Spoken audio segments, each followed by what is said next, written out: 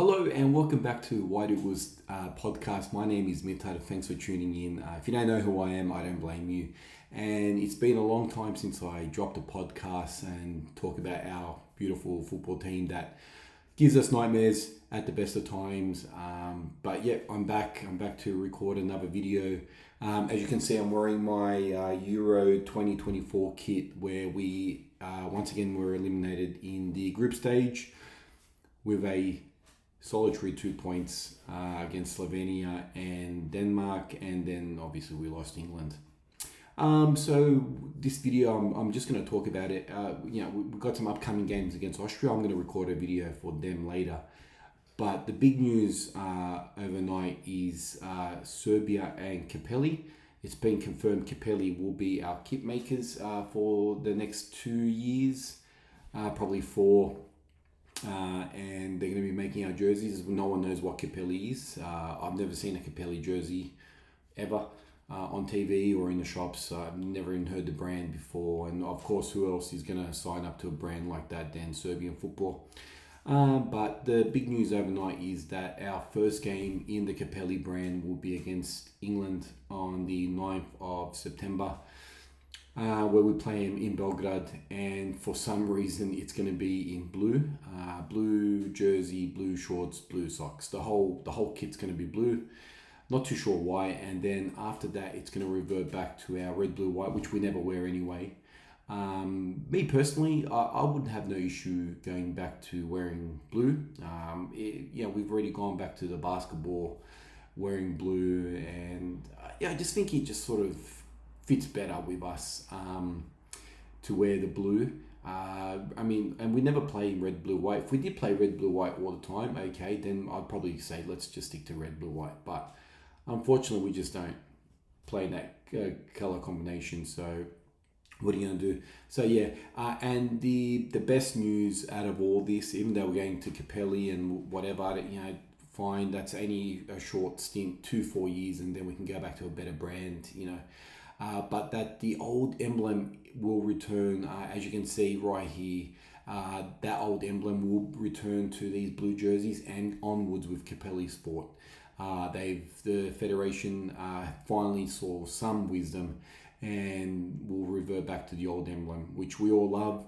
And let's face it, football was sort of going downhill with this new emblem they forced on us. So let's hope that the new emblem will return to the old emblem, which will be our new emblem, will give us better fortune. I'm sure we can all look forward to that. I'd love to see that emblem on that blue kit as well. It might look pretty cool, I gotta say. But all this news came from Capelli Sport, not from Capelli Sport, from Mozart Sport. They're the ones that broke the news. I posted on my White Eagles podcast exactly what I just said. But one thing I did miss out is that Serbia will be wearing Puma up until September the 9th when Capelli starts making our kits. I'm not sure what happened there, but we'll be wearing Puma till then. So these kits will be our kits for pretty much this whole qualifying campaign. And these kits actually I really like these kits. I got to say, Puma actually did something nice with us. Let me just drop down this a little bit. As you can see, that's the kit, which I think it was a pretty decent kit if you ask me. But yeah, Mozart Sport, they're the ones that broke this news.